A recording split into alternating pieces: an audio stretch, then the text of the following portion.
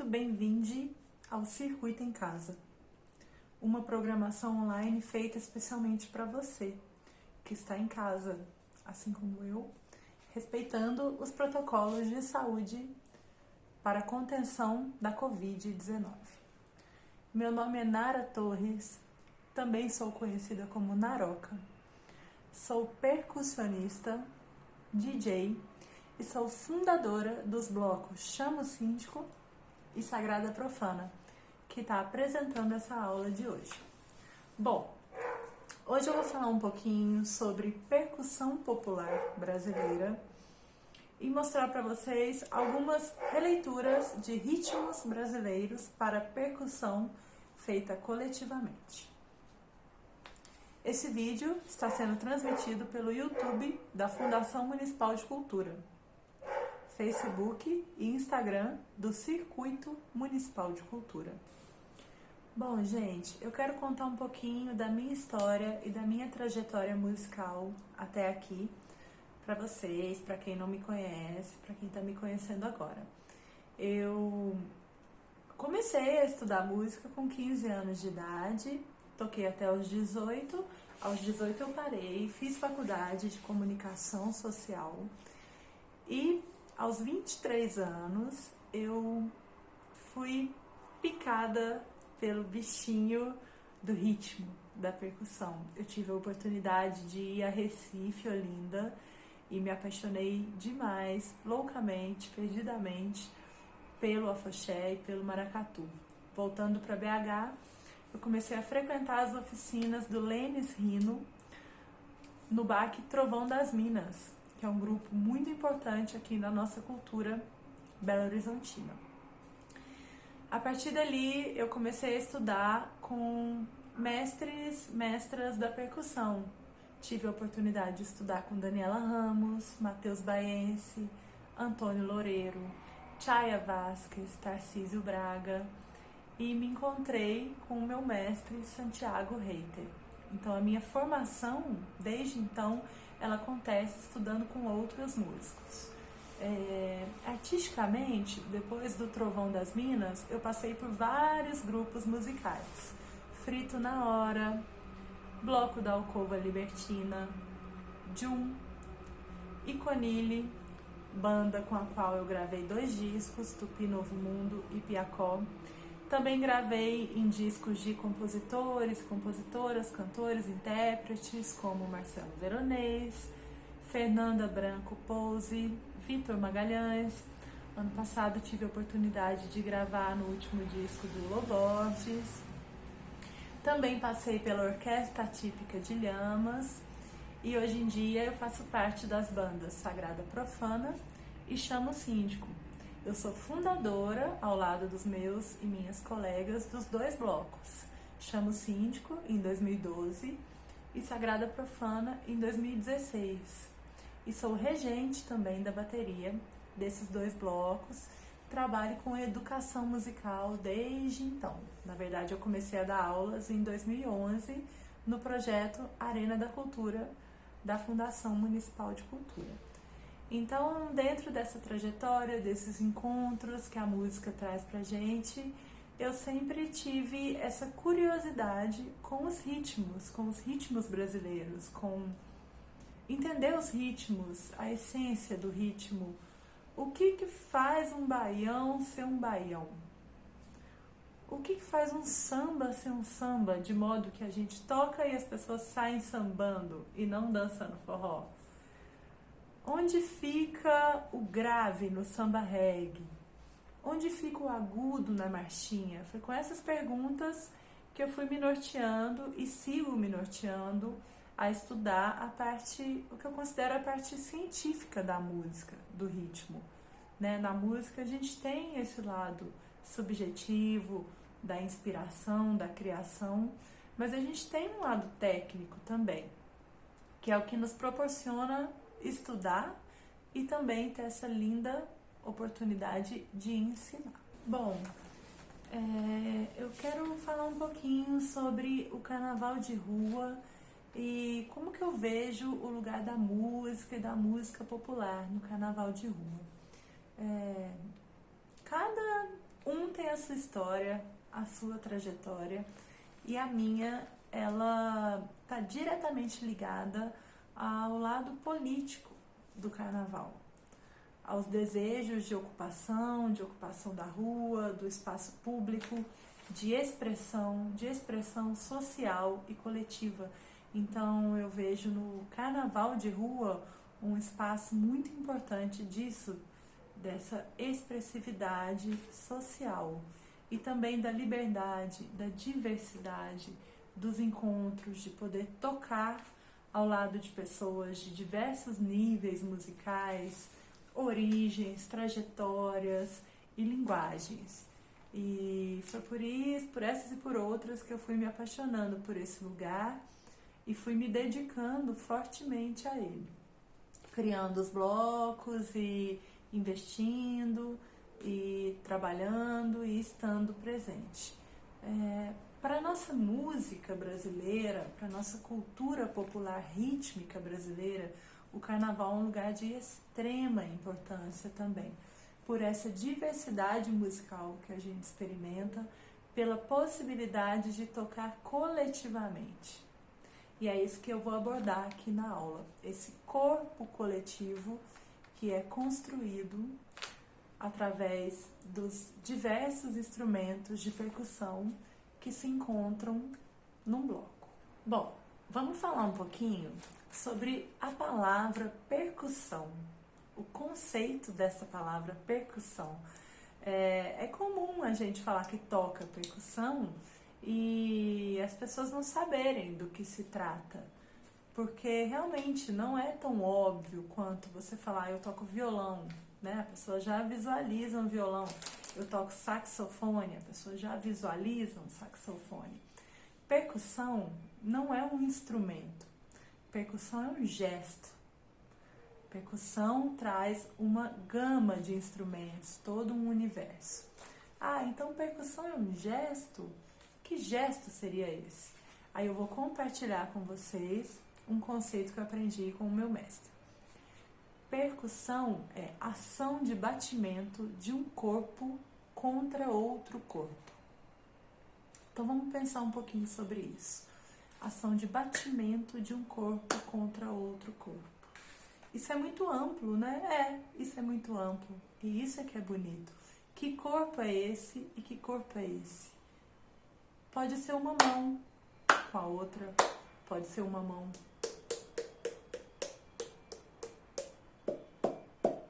no corpo, pode ser uma mão no couro, pode ser uma baqueta com outra baqueta, pode ser uma baqueta num tambor. Várias possibilidades, tá bom? Então, uma coisa muito importante da gente ter em mente é essa variedade, é essa diversidade, é essa versatilidade da percussão. Até pra gente sair um pouquinho dos estereótipos, né? Qualquer pessoa pode tocar, gente. Mulher, homem, pessoas de todas as idades, pessoas que estão começando, pessoas que já tocam outros instrumentos. A gente está falando de um lugar, de uma essência, de uma ancestralidade que a gente tem. O pulso, que é a essência básica do ritmo, todo mundo carrega ele dentro do corpo, né?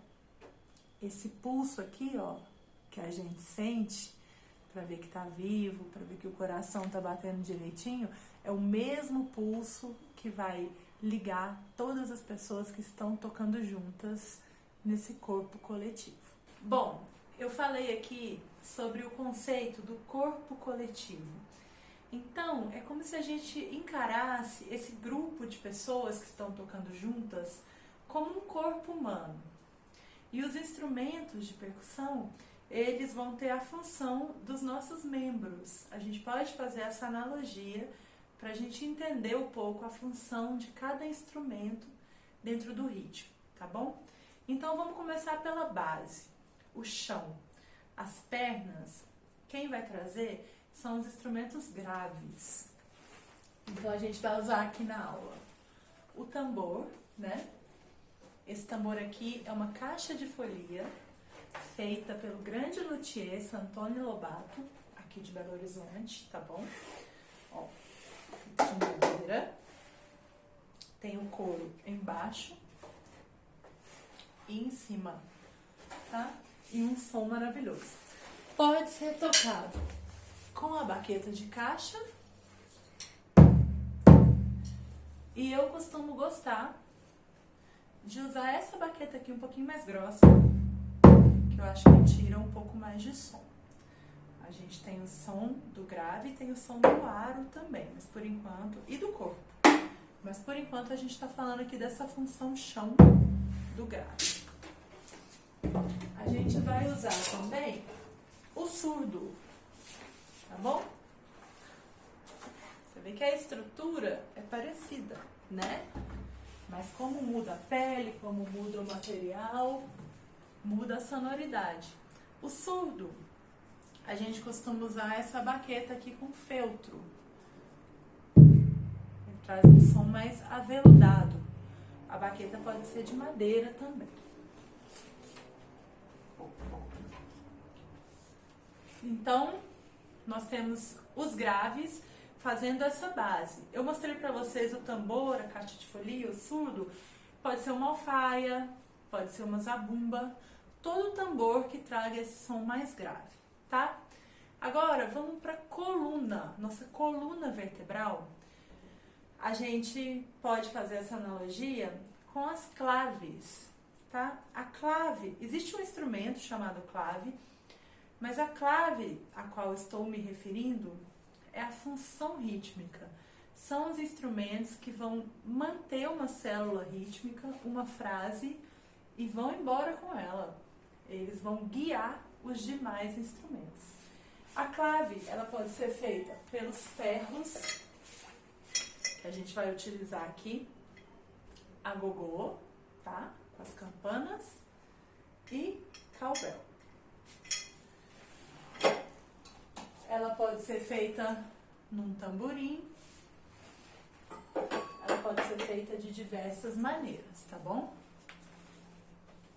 Até uma garrafa de vinho a gente vai usar. O importante é a função no ritmo. E os braços?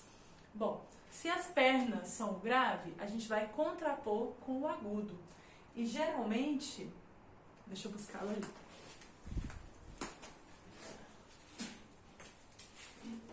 Quem faz essa função é a caixa, tá bom?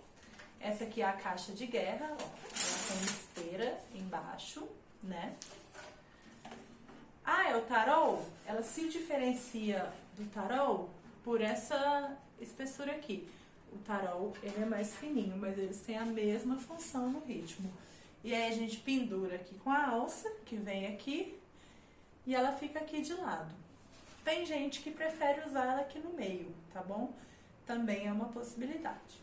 O importante é prestar atenção na técnica, na ergonomia, na posição dos braços, porque como a gente vai ver, a caixa, ela preenche bastante o ritmo, ela faz muitas notas, então a técnica estando em dia e a gente estando relaxada é muito importante. Já temos pernas, braços, coluna vertebral. O que está faltando? A liga, né? Tá faltando a condução, tá faltando o instrumento que vai ligar os nossos membros, que a gente poderia fazer uma analogia com o sangue, né? Mas tem um outro termo popular que é muito usado, que é o molho. São os molhos. Então a gente pode pensar como se a gente estivesse cozinhando mesmo, fazendo uma massa, na liga que esse molho traz. Bom, a gente pode considerar como molho os cachixis, né? Que são sementes, né? É feito de palha, de cabaça, mas dentro,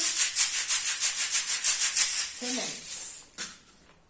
A gente tem o ganzá também, que também traz sementes aqui dentro. E a gente vai utilizar também o abê, ou chequerê, que tem a semente aqui do lado de fora. Todos esses instrumentos a gente vai sacudir e vai preencher de notas para molhar o nosso groove.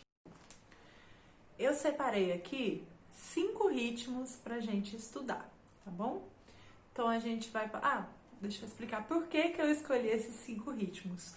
Porque são ritmos muito praticados aqui no Carnaval de Rua de Belo Horizonte. Eu acho que existe uma linguagem sendo formada, sendo trabalhada, e eu acredito muito no potencial de união dessa linguagem, de trazer pessoas de diversos lugares, de diversas histórias e trajetórias para tocar junto, né? Para estar junto, para celebrar, para fazer música, para fazer arte, para fazer política, para fazer história, tá? Então eu escolhi a marchinha, que é um ritmo muito importante no carnaval. O Ijexá, que toca fundo no meu coração e traz muita ancestralidade, traz muita força e também muita leveza. O samba reggae, que é um groove delicioso, né? Como diz Russo Passapulso, samba reggae é o futuro, que fica muito legal aliado ao Ijexá, tá bom?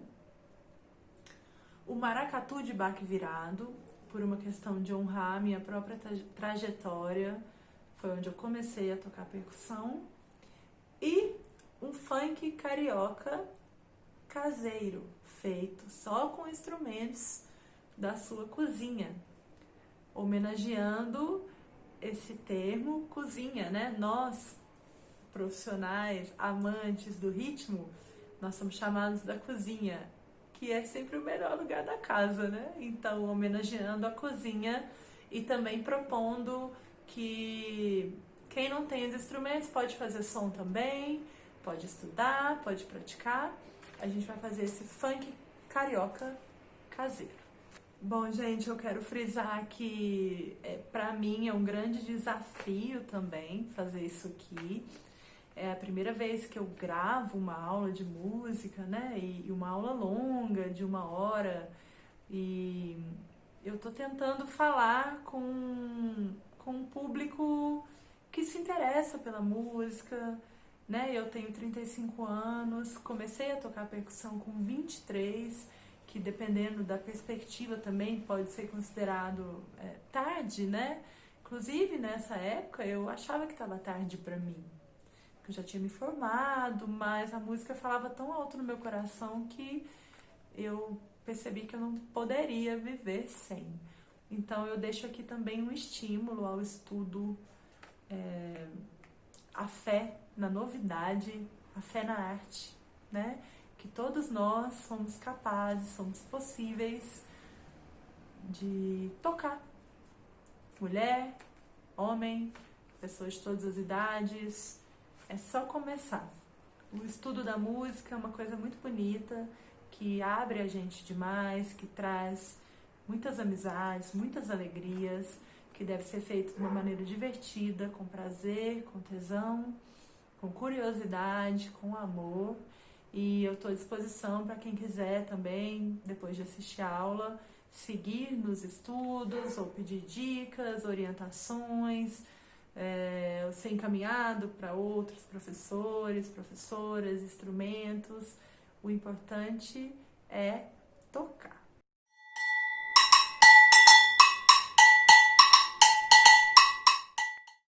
Bom, gente, no ritmo do Ijexá, a gente vai ter 2 levadas de grave, tá bom?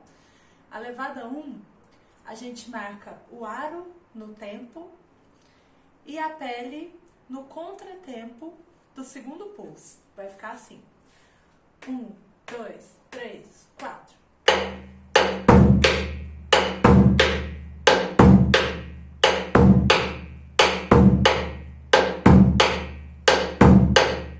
Ok? A segunda levada, ela é uma levada de colcheia a partir do pulso 2, tá? Então, de 2 em 2 pulsos a gente faz. 1, 2, 3, 4.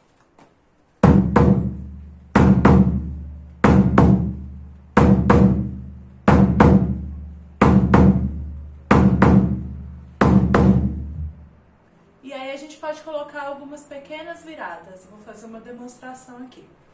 1, 2, 3, 4.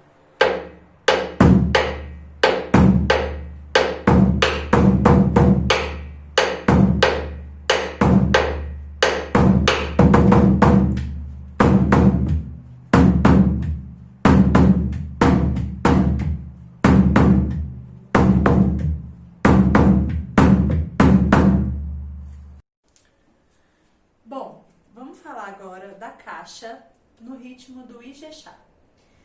Em geral, a gente encontra grupos de afoxé que não utilizam a caixa. A gente está fazendo aqui uma adaptação para os instrumentos que a gente está trabalhando aqui na aula, tá bom?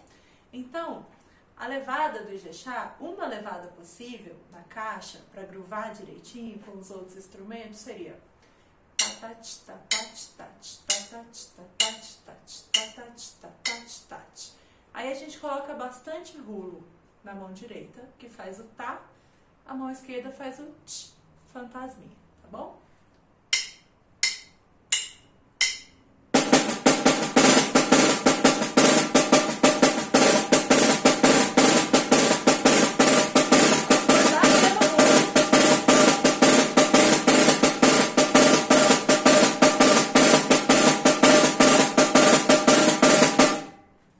O agogô no Ijexá também é um capítulo à parte na história da música popular brasileira. O que eu posso dizer é que ele é de fundamental importância, porque ele faz a clave. E a clave é extremamente essencial para todos os ritmos e principalmente para os ritmos afro-brasileiros oriundos do candomblé, que é o caso do Ijexá. Dependendo da nação, né? Dependendo do local, dependendo da nação, de onde você está ali pesquisando e ouvindo, a clave muda o início, se começa no agudo, se começa no grave, são variações diversas que a gente encontra atualmente, tá? Eu gosto muito de usar essa aqui, ó.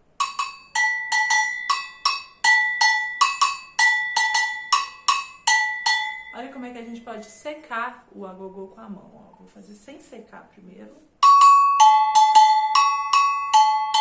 Agora vamos secando aos poucos.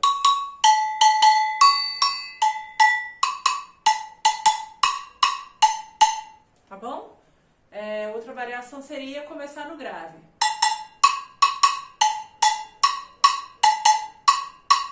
Ou então a variação da própria clave.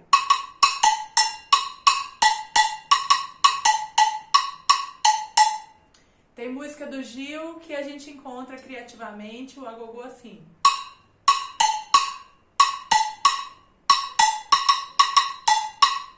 Ok? Vamos de AB ou chequerê, esse instrumento maravilhoso que eu tenho muito carinho, meu primeiro instrumento de percussão.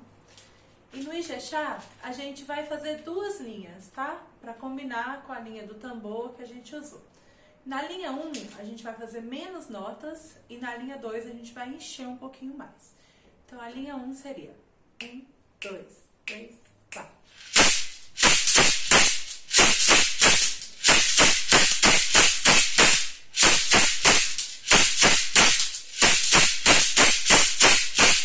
É bom segurar essa cordinha aqui se ela estiver em sanga, pra ela não ficar fazendo barulho, tá? Linha 2. 1, 2, 3, 4.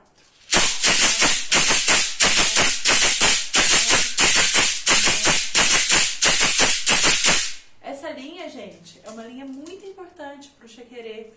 Encaixa em vários ritmos brasileiros, tá bom?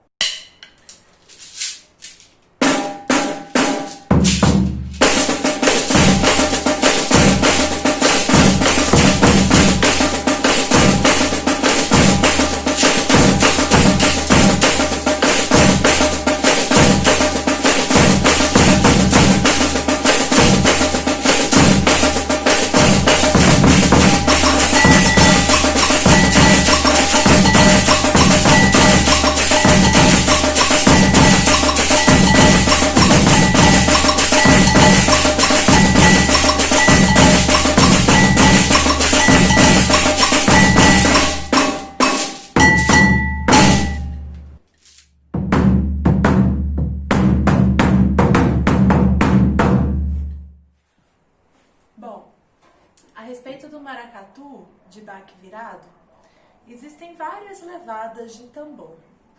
Por enquanto, a gente vai trabalhar com a levada da marcação, ok? Ela fica assim.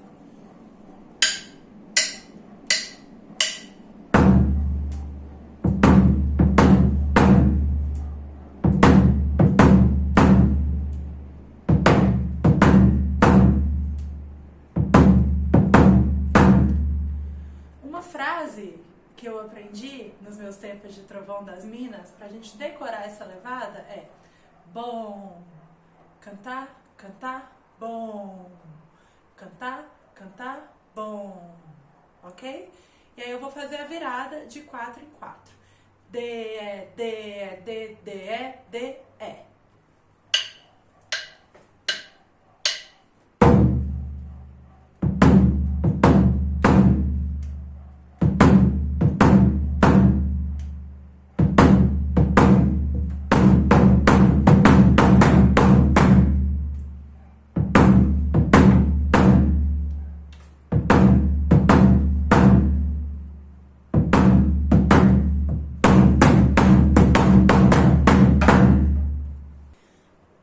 Caixa no maracatu de baque virado. Bom, as nações de maracatu de baque virado de Recife utilizam esse instrumento, tá? Inclusive foi onde eu comecei a tocar dentro dessa linguagem, dessa cultura maravilhosa. São inúmeras variações e possibilidades. O que dá para dizer para vocês aqui, né, no meio dessa aula tão grande, é que geralmente a levada da caixa vai acompanhar a linguagem do tambor. Então, isso é uma dica, já que ouvindo o tambor, você traz a acentuação para a caixa e vai groovar bonito, tá bom? Tem uma levada que ela encaixa direitinho e fica bem na maioria das levadas, seria essa aqui.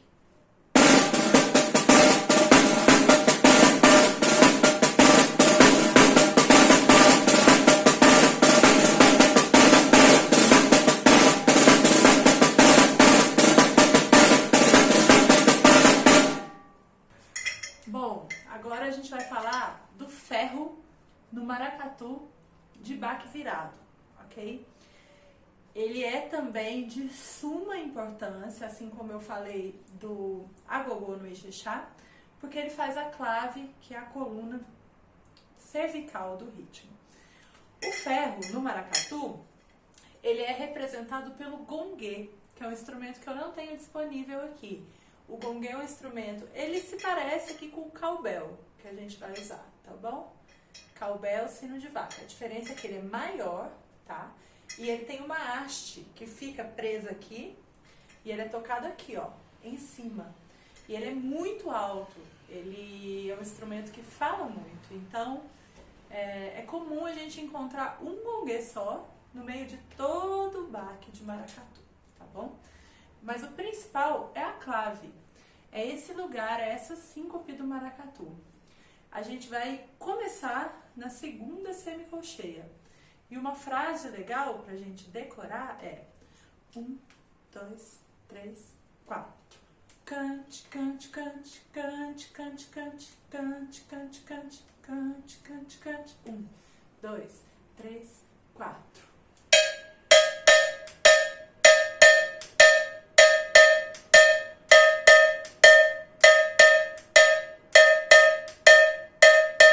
Tem variações, mas se segurar aqui, não tem erro. O AB no maracatu é das coisas mais lindas que existem na face da terra. Todo o meu respeito e admiração às batuqueiras, aos batuqueiros que tocam e dançam lindamente. Eu não domino quase nada dessa arte, mas vou passar para vocês musicalmente o que eu observo.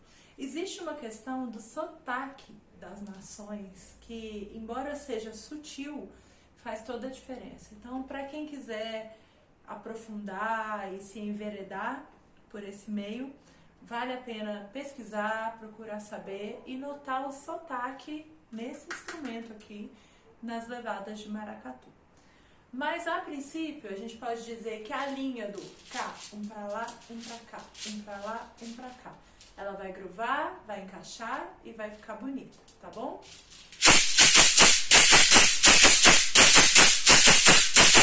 E aí observar a dança também, porque a beleza do naipe tocando, né, todo mundo tocando junto, é a dança, tá?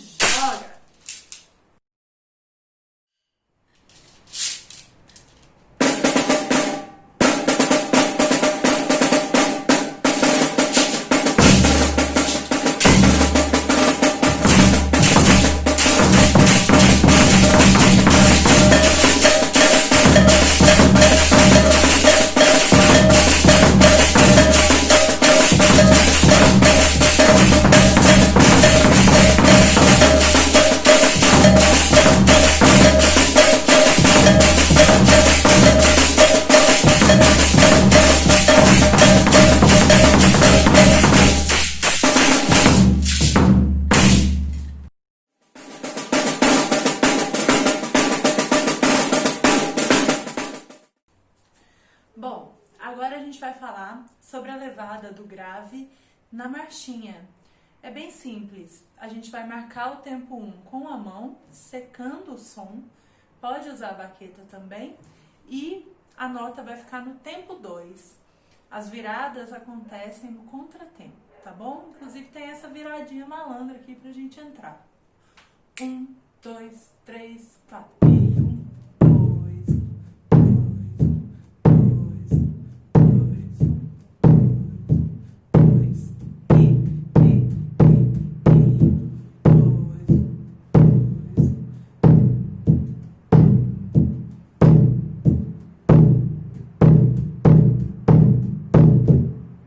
Marchinha, nosso ritmo tão querido do Carnaval de Rua, de luta de Belo Horizonte e também de tantas outras cidades no país.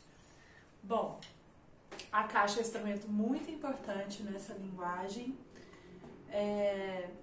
Eu vou dizer isso em vários momentos aqui. Existem várias formas de fazer. Não tem a forma correta, a forma errada. Eu faço da forma que nos meus estudos, na minha preferência estética, eu escolhi. Mas posso mudar também. Na marchinha, uma coisa que eu acho muito importante trazer para a caixa é a clave, né?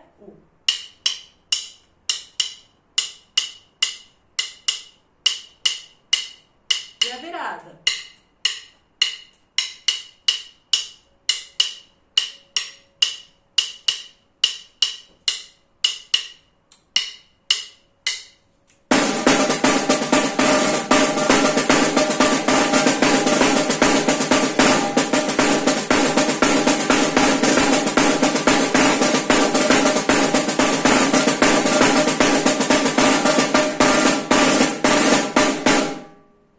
Você vai acentuar na clave, o resto é nota fantasma e rulo. Vou fazer mais devagar aqui, ó.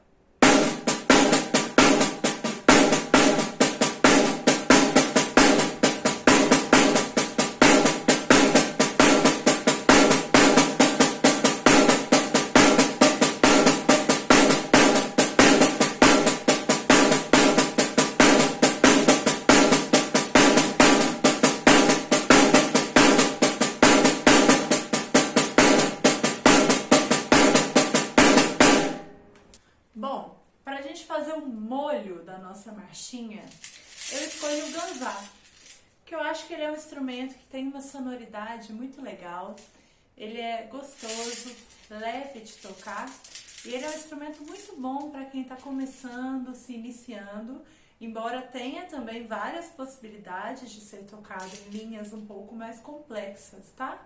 Mas como a gente é brasileiro e tem o batuque no sangue, a gente pode colocar um ganzazinho sempre, não tem erro. E outra coisa legal desse instrumento é que ele pode ser reproduzido facilmente em casa. Quem nunca viu uma latinha de cerveja amarrada na outra, cheia de arroz dentro, né? Simulando ganzá. Esse aqui, olha que legal, feito pelo meu querido amigo Marcolino Percussão. Tem boca de fogão aqui, ó. Então a gente vai fazer.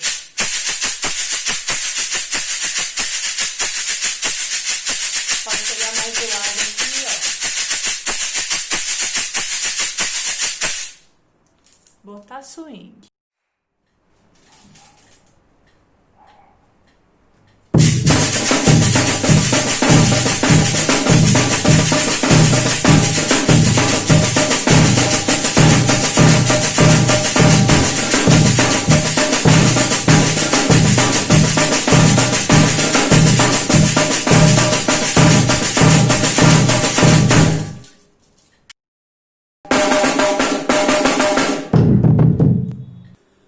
Bom, gente, os surdos do samba reggae, geralmente a gente divide em 3 linhas diferentes.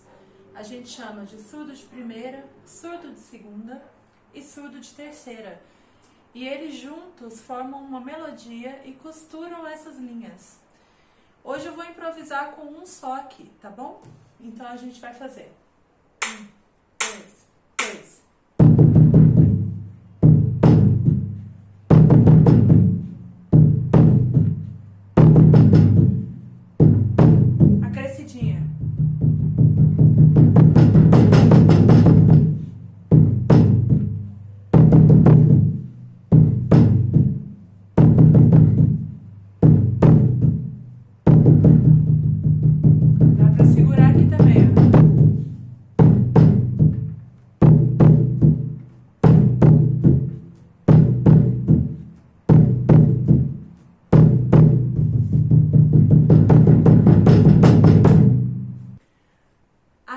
No samba reggae, a gente pode considerar também que a gente está fazendo uma adaptação.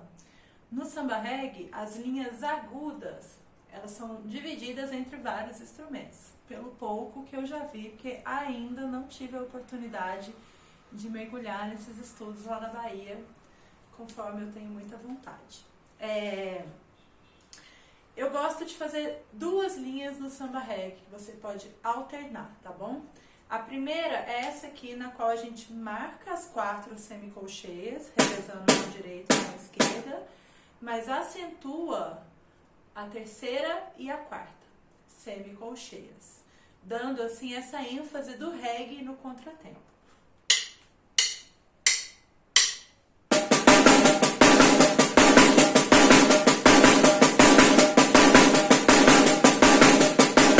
Sem rulo, sequinho. E aí a gente pode pôr uma viradinha malandra aqui, ó.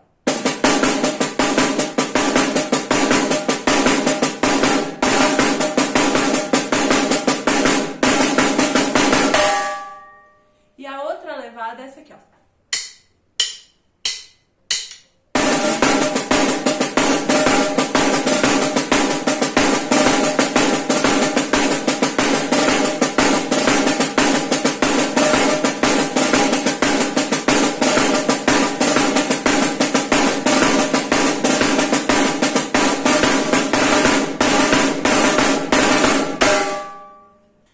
Bom, agora a gente vai colocar uma clave no nosso samba reggae, a nossa coluna vertebral.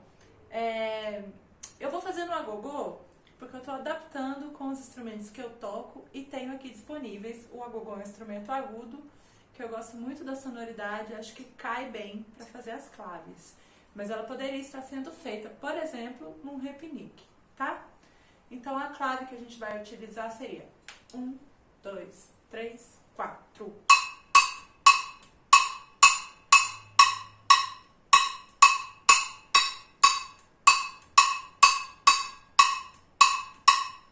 Ela tem muita nota no ar para contrapor com o chão que o surdo vai trazer para o nosso samba reggae.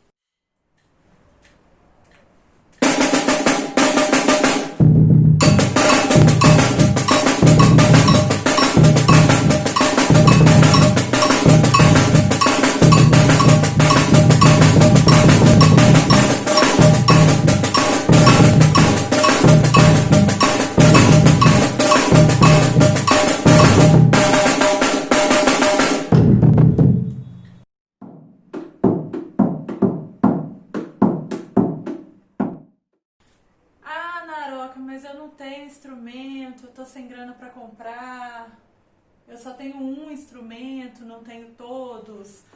Vamos improvisar com o que a gente tiver.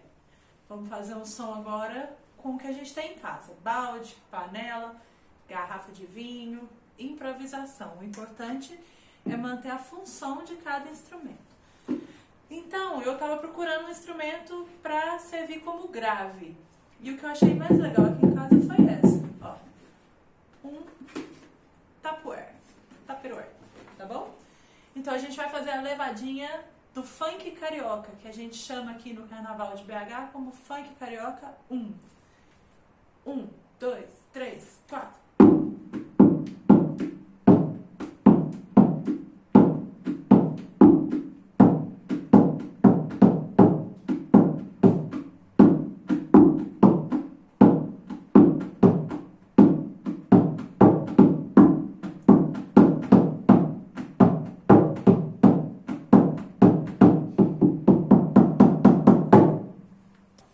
Seguindo aqui no nosso funk carioca caseiro, a gente vai usar agora uma panela de pressão, um instrumento ancestral, tá bom? Muito antes dele ter o significado que atualmente ele tem no Brasil, já era utilizado por músicos, por batuqueiros, por Naná Vasconcelos, Hermeto Pascoal, estão aí para me ajudar a confirmar esta afirmação.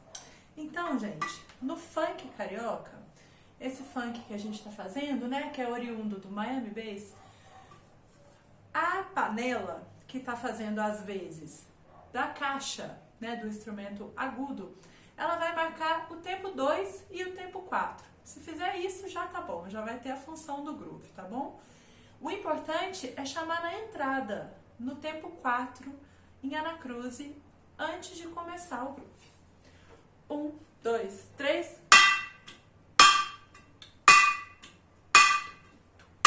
Tum, tum, tum, tum, tum, tum, tum, tum, tum, tum, tum, tum, tum, tum. Tá bom? A gente pode colocar entre as pernas. Deixa eu ver se eu consigo fazer isso em pé. Aí. E fazer com as semicolcheias, acentuando o 2 e o 4, ó.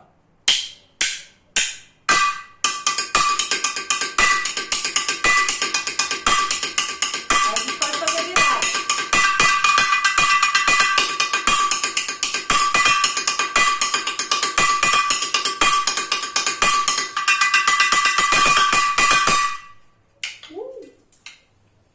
Bom, no nosso funk caseiro, a gente vai fazer a clave com uma garrafa de vinho, ou do que você tiver aí, e uma faca, tá bom? Simulando o som agudo do agogô, do cowbell. O importante aqui é a gente marcar o tempo. O pulso, retão. Aí você pode variar, botar colcheia, botar mais nota, mas volta. Volta pro tempo. E agora, para trazer um molho para esse nosso funk caseiro, eu vou usar a panderola, tá bom? Que é um instrumento muito acessível, muito fácil de encontrar, também conhecido como meia-lua. E ele tem esse timbre maravilhoso, ó, agudinho aqui. Então ele pode ser tocado de várias formas, de 2 em 2 tempos. A gente vê isso muito no folk, né? No pop. Marcando os pulsos, colcheia, colcheia. Essa levada aqui costuma funcionar muito para ritmos pop, nos quais a caixa está marcando o 2 e o 4, porque aí ele subdivide, molha as semicolcheias e traz esse brilhinho junto com a caixa. Então, 1, 2, 3, 4.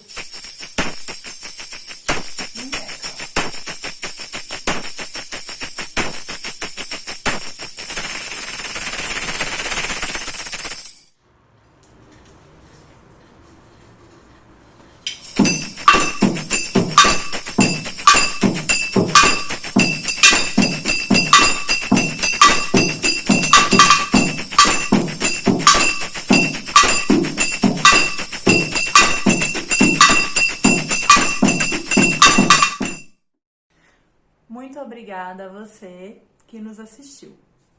O Circuito em Casa segue com muitas outras atrações. Esse vídeo aqui vai ficar disponível nos canais do Circuito Municipal de Cultura e no YouTube da Fundação Municipal de Cultura, para você que quer assistir novamente ou dar dica para uma amiga ou amigo que não assistiu. A programação completa poderá ser encontrada nas redes sociais e no site oficial www.circuitomunicipaldecultura.com.br. Eu quero fazer um agradecimento especial a Graziela, toda a equipe de produção, curadores, equipe de edição que me apoiou demais nesse projeto. Quero agradecer também Ana Cecília e Sagrada Profana pela parceria, ao Bloco Chamo Síndico. Quero agradecer ao meu mestre, Santiago Reiter, e todas e todos os colegas que surgiram na minha existência musical.